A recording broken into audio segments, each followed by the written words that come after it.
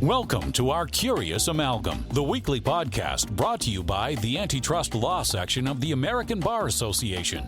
Our Curious Amalgam explores the fascinating and increasingly overlapping world of competition, consumer protection, data protection, and privacy law. Each week, we bring you leading global experts on the most compelling issues of the day. Enjoy the show.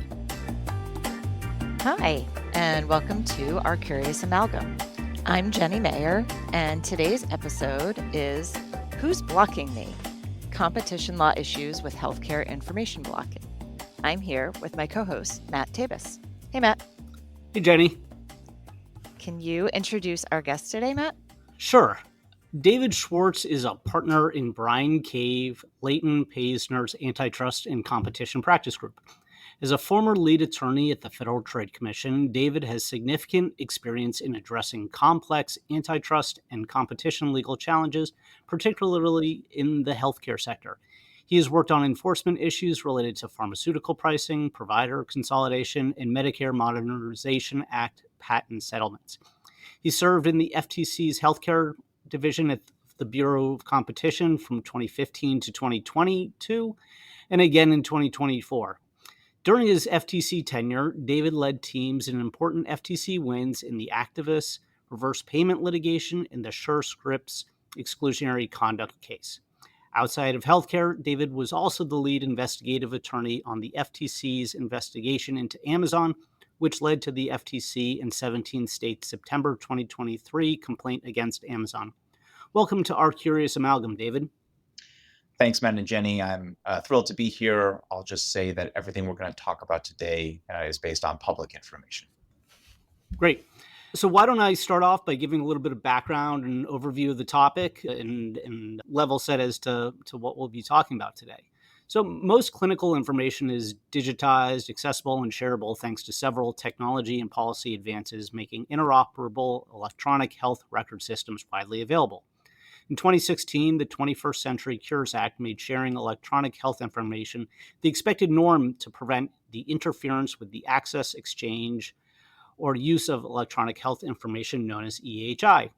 The Cures Act authorized the Secretary of Health and Human Services to implement this ban on so-called information blocking and to identify reasonable and necessary activities that do not constitute information blocking, known as exceptions. In 2020, HHS issued its final rule implementing the Cures Act information blocking ban, with 8 exceptions laying out circumstances where conduct will not be viewed as information blocking. In late 2023, HHS added a 9th exception. These exceptions fall into 3 broad categories: exceptions that involve not fulfilling requests, exceptions that involve the procedures for fulfilling requests, exceptions that involve practices related to actors' participation in the trusted exchange framework in common agreement. The second category, exceptions related to procedures for fulfilling requests, which includes those relating to the manner of providing the AHI, those relating to the fees charged for the information, those relating to the licenses for that information, touch directly on competition issues. So we're excited to have David on to discuss this topic. Jeny, why don't you kick things off with a question for David? Excellent. Well, David, great to have you. And as someone who does a lot of work in the healthcare sector, this is actually a sort of new issue and topic for me. So I am really curious and interested in the conversation we're going to have today. Maybe for our audience who may be less familiar with the healthcare landscape and technology, could you start us off by introducing what, kind of more practically speaking, healthcare information blocking is and why it's a particularly significant issue in today's healthcare landscape? Sure, Jeny, and I'll answer that first question first, since that's the easier one. As Matt noted in his introduction, information blocking is a practice that, subject to some key exceptions, is likely to interfere with, prevent, or materially discourage the access, exchange, or use of electronic health information, or EHI. The Cures Act, which Congress passed in late 2016, bans information blocking with 2 critical knowledge requirements depending on who the actor at issue is. If the actor who's committing the practices is a health information technology developer, exchange, or a network, then that actor is held to a negligence standard. So the actor can commit information blocking if it should have known that the practice at issue was likely to interfere with, prevent, or materially discourage the exchange, access, or use of EHI. If that actor is a healthcare provider, then the actor is held to a stricter knowledge standard. The provider can only commit information blocking if it knows that the practice is unreasonable and is likely to interfere with, prevent, or materially discourage the access, exchange, or use of EHI. Basically, Congress wanted to make it harder for actual healthcare providers to be held liable for information blocking with a more lenient standard for health IT developers or exchanges or networks. Finally, the 21st Century Cures Act instructed the Secretary of Health and Human Services, or HHS, to issue a rule that identifies, quote, reasonable and necessary activities that don't constitute information blocking, which HHS first did in March 2020 with some later amendments that I won't get into today. But the second part of your question about why information blocking is significant in today's healthcare landscape requires a bit more history and background about a decades-long project by Congress to strongly encourage the meaningful use of health information technology, or health IT. So let's go back to 2008, when Congress began spending enormous sums of taxpayer dollars to create a series of carrot and stick incentives to get healthcare providers to make meaningful use of health IT. Just to get into some alphabet soup, this traces back to the Medicare Improvements for Patients and Providers Act of 2008, called MIPA, which Congress passed over President Bush's veto back in the day. It continued in the Health Information Technology for Economic and Clinical Health Act, also known as the HITECH Act, that passed in 2009 as part of the Economic Stimulus Bill, and through the 2010 Patient Protection and Affordable Care Act, also known as Obamacare. Over time, the estimates vary a little, but the consensus is that since 2008, Congress has spent tens of billions of taxpayer dollars to encourage healthcare providers to adopt health IT, first by offering those providers monetary incentives, and then later on, monetary disincentives or penalties if they don't make use of health IT. Some health policy researchers have compared these efforts to the rural electrification efforts of the early 20th century, just to give a sense of the scope of how much energy and time and resources Congress has given to this task. This has been a longstanding priority. And Congress did this because, in its judgment, health IT is generally a good thing. It's supposed to make our healthcare more efficient, innovative, and safe, whether it's being able to immediately access your healthcare records whenever you'd like, to having different healthcare providers being able to all see the same data and information about your health at the same time. That's the vision. One example I'm pretty familiar with from my time on the SureScripts case is electronic prescriptions. If you're an elder millennial like me, or even older, you remember the days when prescriptions were written on tiny pieces of paper that you were likely to lose. You had to bring them to your pharmacist, who may or may not have been able to read the doctor's, famously illegible handwriting. Or not? That's right.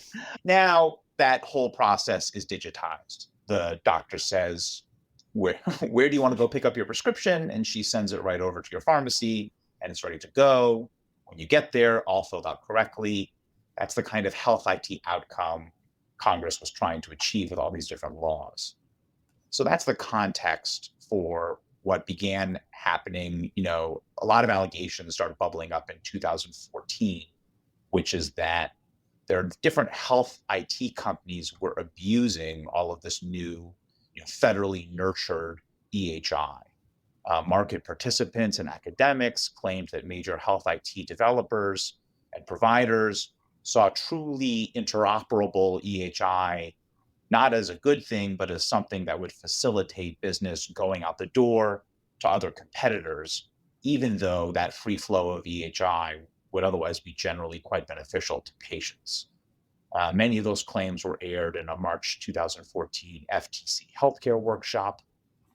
And so Congress requested that an entity within HHS called the Office of the National Coordinator, or ONC, put together a report on the challenges and barriers to interoperability in health IT. And the ONC, relying on those allegations at the FTC workshop, put together a very influential 2015 report on information blocking, which I believe our listeners can find linked to in the show notes. That 2015 information blocking report recognized that there was likely some truth to these allegations that health IT companies were intentionally blocking the sharing of EHI with others for what were basically false or pretextual reasons.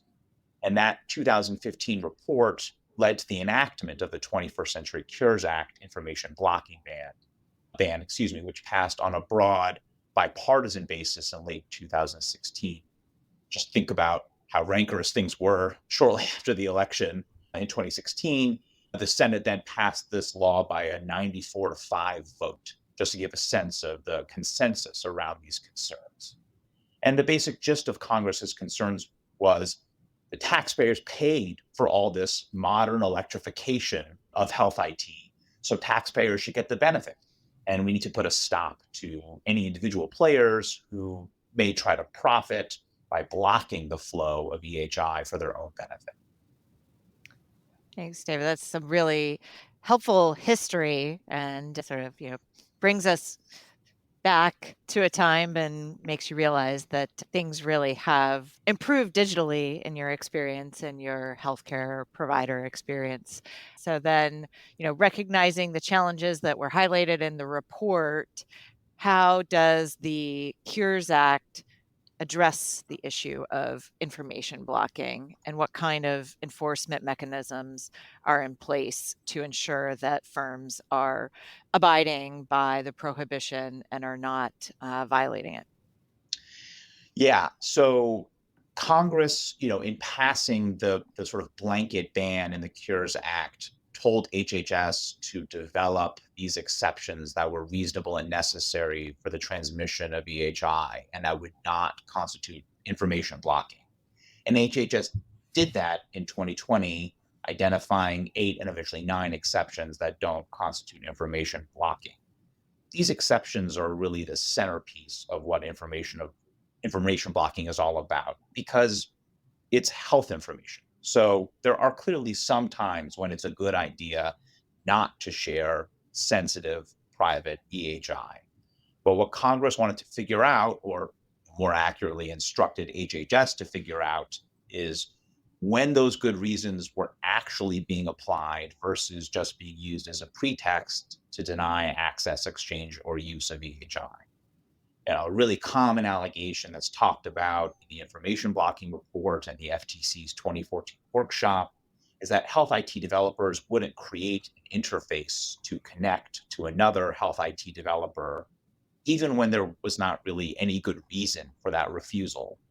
Another allegation that was widely reported was what I call the reverse Godfather offer. That's an offer you can't accept, like a health IT offer. A developer saying, sure, I'll share information with you for $1 billion or something like that. I think I'm mixing Godfather with Austin Powers, but you get the idea. There was a lot of concerns about, pretextual refusals to deal. So what HHS did at Congress's direction is establish these 9 exceptions that basically serve as a way to try to smoke out pretextual reasons for refusing to share EHI. And as a result, the exceptions, when you first look at them, are very easy to understand, but they get very complicated very quickly because HHS wanted to make sure that the actual reason for not sharing information is a good one and not a disguise for a desire to harm a competitor.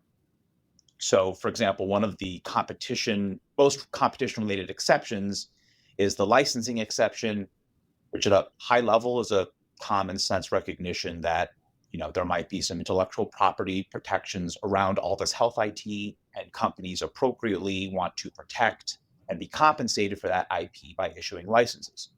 So far, so good. That's generally pretty pro-competitive. But the specifics of that exception really focus on trying to figure out whether that licensing request is real or just a disguised effort to prevent EHI from flowing to a competitor. And so HHS accomplished this by putting in a lot of process requirements, basically saying, if you're going to have a license, then you need to do it just so. You need to respond quickly. You can't ghost the requester. You have to respond in a certain period of time. You need to give all the rights the requester needs to achieve interoperability. You have to give that license on a non-discriminatory basis, and you can't attach a bunch of collateral terms. So if you do all the right things and you check all the right boxes, then HHS says in a regulatory fashion, that's an okay reason not to share the EHI and not information blocking. So on top of all these exceptions, Congress put a regulatory regime, enforcement regime, helmed by HHS. Specifically, Congress authorized the HHS Office of Inspector General to investigate information blocking claims, impose penalties, and if necessary, refer claims to HHS's Office of Civil Rights. HHS can also consult with the FTC, but HHS has moved slowly. They won't penalize today any conduct that occurred before September 1st, 2023, which is nearly 7 years after the passage of the 21st Century Cures Act. And importantly, as far as I know, HHS's OIG has never actually enforced the information blocking ban against anyone, at least in a way that's been publicly reported. That's really interesting. And as you were answering my last question, talking about some of these exceptions, I'm starting to hear a lot of antitrust and competition law themes coming through. And since this is antitrust and competition law focused podcast, can you tell us what actual competition law antitrust principles or policies went into the development of the law, and sort of how have these competition law principles been playing out in the regulatory framework? So Congress definitely had competition principles in mind when it wrote the Cures Act. The information blocking report that ONC put out in 2015 talked a lot about how developers were using pretextual reasons to prevent competitors from gaining access to patients' EHI, and how ONC worked with us at the FTC to investigate these claims from a competition perspective. And so in the Cures Act, Congress specifically authorized HHS to consult with the FTC when HHS was writing its rules, to the extent that those rules defined practices that were necessary to promote competition and consumer welfare. I was privileged to be one of the FTC staff members who consulted with HHS as they wrote that final Cures Act rule and those exceptions, and to work on the staff comments that the FTC issued in 2019 and 2020. So as I mentioned a minute ago, the gist of all these exceptions is to try to figure out if an actor's reasons for not sharing EHI are pretextual or real. In that sense, this exercise is really similar to what antitrust practitioners will know as step 3 of the rule of reason, where the plaintiff has to establish that a pro-competitive justification is pretextual or could be accomplished through less restrictive means. I won't get into balancing here. But of course, this is a regulation, not a court proceeding. So HHS, can't sort through 1 million documents and deposition transcripts, hire experts and the like every time. So how do you come up with a regulatory way to try to sort of accomplish step 3? And the answer HHS settled on was to focus on process over outcomes. And that's especially true with the 3 exceptions that most directly touch on the competition issues: the manner exception, the fee exception, and the licensing exception, like Matt mentioned at the beginning. These were the 3 exceptions where you really saw those reverse Godfather issues. And so you really see a lot of stringent process requirements in place, like making sure that fees are being charged on an objective, verifiable criteria that are uniformly applied, that there's no basis of charging a higher fee because a requester is a competitor. I talked about the licensing exception a minute ago. That's where that no ghosting requirement is located. And likewise, the manner exception really sets out a menu of alternatives if the actor can't give the EHI over in the manner the requester wants. Those are just some of the examples of the process focus rather than mandating particular outcomes. That's really interesting. I guess at a high level, David, what was the FTC's perspective on the interoperability, innovation, and competition issues implicated by the law? Yeah, we spent a lot of time at the FTC staff level helping HHS sort through these issues, which are really, really hard. I appreciated the difficult questions that these information blocking issues raise because it's really a, Scylla and Charybdis. On the one hand, you want to make sure that large companies aren't abusing their control over EHI to prevent competition from flourishing. But on the other hand, you don't want to put a regulatory straitjacket on anybody. And, I think there was a general recognition, both within HHS and certainly at the FTC, that the more the free market could operate in this area, which again exists primarily because the federal government spent tens of billions of dollars to bring it into existence, the better that would be for everyone. Just speaking personally, I spent a lot of time at the FTC's healthcare division, focusing on investigating allegations that at a high level basically say that entities are manipulating complex regulatory regime for anti-competitive outcomes, thinking about like the Hatch-Waxman pharmaceutical litigation context, which as anyone knows is highly complicated. So, for me, I had the sense that this regulatory regime needed to be as clear as possible to avoid any abuse or manipulation. And, the last point was just that, it was actually somewhat freeing in the sense to work on writing regulations that were created by separate congressional legislation. That gave us, a lot more ability to sort of write with a freer hand, confident that there's nothing in the legislation that prevents the FTC or private plaintiffs from challenging conduct that could qualify as information blocking as an antitrust violation.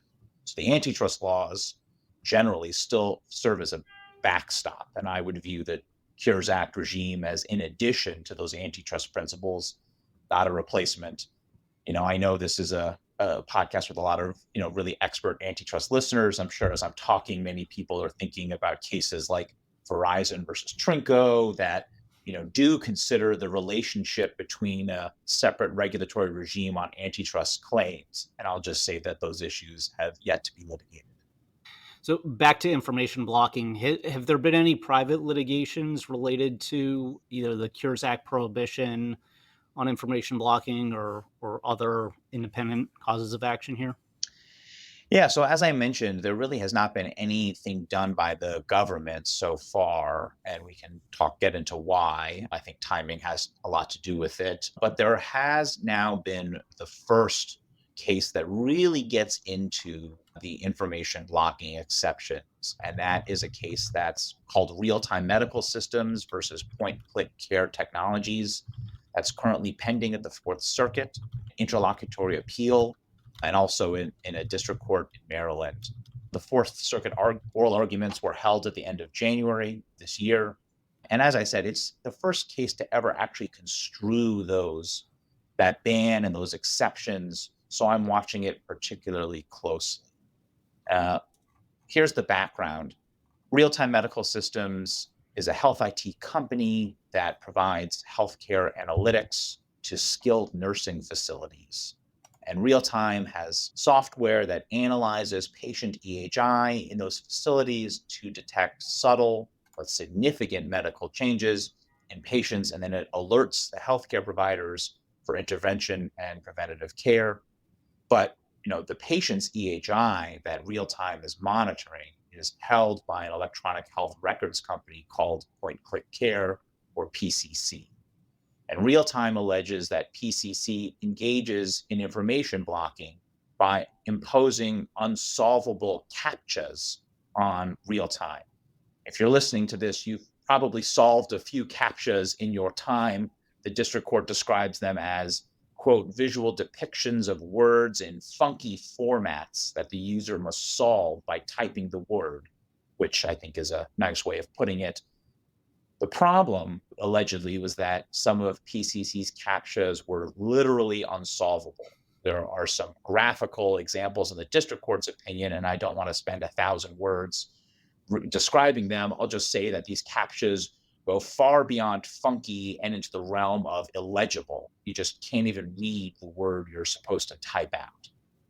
And PCC allegedly put these unsolvable CAPTCHAs into place only after PCC and Realtime had a series of what I'll call competitive interactions, like bidding on the same contracts and even some unsuccessful merger discussions. Those business interactions followed nearly a decade of Realtime using its automated systems to pull EHI from PCC's systems, which Realtime alleges that PCC knew about and never objected to, such as when PCC learned about those automated systems during the merger discussions that failed. So once PCC's unsolvable CAPTCHAs were put in place, Realtime alleges that they experienced those very reverse Godfather demands from PCC. PCC allegedly told Realtime that it would only agree to a business solution that allowed PCC to terminate the agreement at any time for any reason, combined with a substantial per facility monthly fee and a non-compete. And PCC, for its part, claimed that its actions were designed to prevent Realtime from using bots on its systems, and that it was just trying to protect against data breaches akin to the high-profile breaches at places like Change Healthcare or Ascension, and that PCC was just implementing its pre-existing security policies. Realtime moved for a preliminary injunction, and the district court held a 2-day evidentiary hearing. I think it's safe to say the judge was unimpressed with PCC's evidence. The district court granted Realtime's request for a preliminary injunction, ruling that Realtime was likely to succeed on its state law claims that were all premised on violations of the 21st Century Cures Act. So thinking about like a state law unfair competition claim where the policy at issue is embodied in the federal law. The district court specifically addressed 3 of the information blocking exceptions, 3 of those 9, the performance exception, the security exception, and the manner exception. That last one we've talked about earlier today, and held that PCC could not meet all of the elements for any of those exceptions. I think that's an important point to emphasize, that if you want to meet these exceptions, they're written such that you have to meet every part of every exception, of the exception for all time. And, the court held that PCC couldn't do that for any time. And in particular, the district court took issue with PCC's timing of imposing those unsolvable CAPTCHAs, which only happened after the merger talks with Realtime broke down, and the lack of evidence that PCC applied its anti-bot policies in a non-discriminatory manner, as opposed to just Realtime. The court also took issue with this idea that, all bots are bad. That was how the court described PCC's arguments. That to me makes sense, because the whole point of having all of this EHI is to allow new and innovative practices using technology to help improve our healthcare. And so PCC then appealed the grant of that preliminary injunction, which is now in front of the Fourth Circuit. So that background on that case is helpful and very interesting. Do you have any speculation as to how the Fourth Circuit may rule here?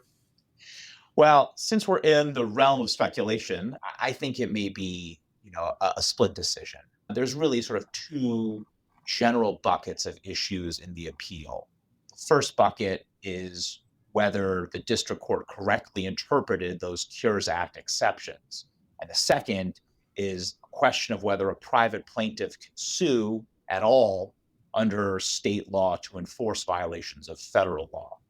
On that first bucket, my best guess is that PCC loses. As I've mentioned that many times now, the 9 information blocking exceptions are really specific and have to be met at all time. In my opinion, PCC struggles at demonstrating that it met all parts of any of the exceptions at any point in time.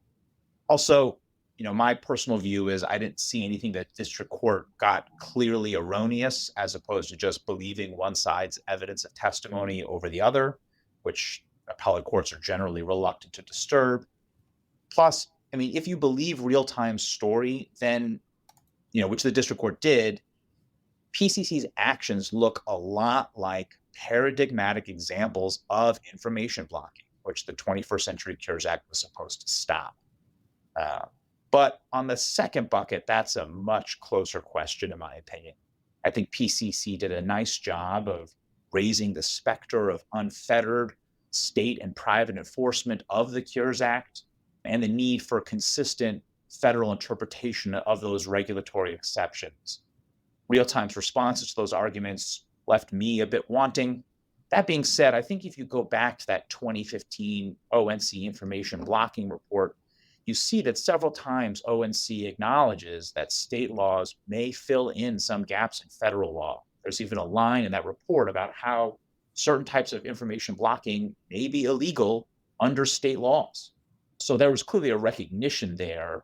And since the 21st Century Cures Act itself is silent on whether it displaces state law, that context suggests that Congress didn't really mind if state laws were enforced premised on information blocking violations.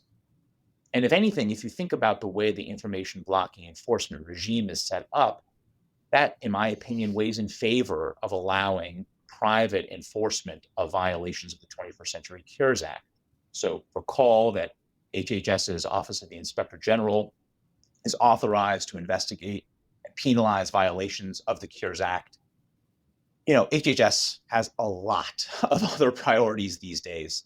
The final rule implementing those regulatory exceptions was finalized in March 2020. Does anyone else remember what was going on in March 2020? I'm sure, in all seriousness, that HHS then appropriately dedicated every resource to combating the national emergency that was the COVID pandemic. And, I don't know, but that may explain why HHS has not brought a single enforcement action under the Cures Act since those rules were finalized in 2020. They just have a lot on their plate for completely understandable reasons. So since HHS is probably focused elsewhere, I personally think it makes sense for other enforcers to step in. I will just say this is the first case ever to sort of really get into this, certainly the first appellate case to get into these issues, especially on the exceptions themselves, less so on the federal-state balance. So I could very easily be wrong. So, David, I'm still thinking through about all of these CAPTCHAs and how hard is too hard.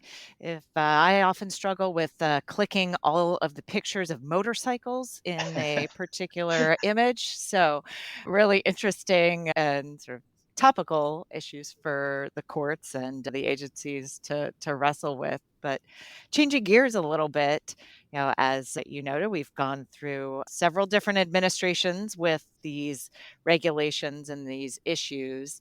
With the new Trump administration coming in, do you foresee any changes in either enforcement or policy as a result of the administration change here? Yeah, I always struggle with identifying the pieces of the bus that are in the corner of the image, which my 9-year-old, who's vehicle obsessed, always is very disappointed in. So we all have our struggles. But going to your actual question, this is a hard one to answer. So Trump's nominee for HHS Secretary is Robert F. Kennedy Jr. He does not appear to have said much on these kind of health information and information blocking issues. The closest statement I could find is his view expressed on Joe Rogan's podcast that cell phones and Wi-Fi radiation can cause cancer. So it's not clear that he's thought much about these. I will say in general, if you're suspicious of large healthcare companies, as RFK Jr. clearly is, it's only a small jump to be suspicious of large health IT companies, who are the ones most often accused of information blocking. So I could see the Trump administration moving forward on enforcing information blocking against, more aggressively against health IT developers, likely not against healthcare providers who are protected by that higher knowledge requirement in the statute we talked about earlier. Well, that's a lot of interesting things to be seen in the healthcare realm, in the new administration, and sort of even outside the healthcare realm, of course. Now, I think this is the part of our show where we like to talk about you and learn more about you as a person and a practitioner. And one question that we love to ask our guests is for you to tell us something that we wouldn't know if we only knew you professionally. Well, when I'm not listening to Our Curious Amalgam, I'm a big Lego fanatic. I love building Legos with my kids. I'm looking at a small Lego TIE Fighter right now, and I'm currently in the middle of a very large Mario and Yoshi Lego that I'm really enjoying. That's awesome. Well, I'll have to get on a Teams call with you sometime in the near future when my camera is actually working and you can see the collection of Legos that my kids have built for me over the years in the background on my shelf behind me. So that's awesome. Legos are cool. Yes, I agreed. totally agree with that. And why don't we close things out with a question from the Curious Hat? And now it's time for the Curious Hat. All right, David, you may, as a listener, you may recall that this is where we ask our guests to pick a random number from 1 to 19, and we'll ask you a question based on that. So why don't you pick your favorite number between 1 and 19? My favorite number is 42, but since it's not between 1 and 19, I'll go with 17.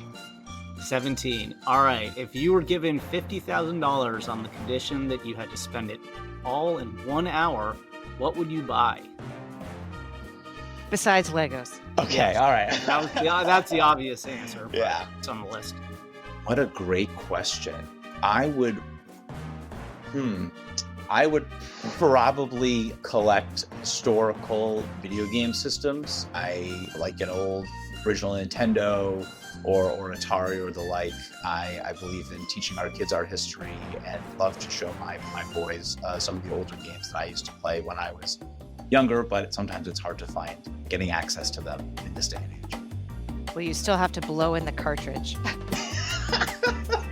That's right. A lifelong skill that I've had that I need to teach to my kids. Awesome. Well, David, thank you. Thank you for listening to this week's episode of Our Curious Amalgam, a competition, consumer protection, data protection, and privacy law podcast. It is produced and shared around the globe by ABA's Antitrust Law Section.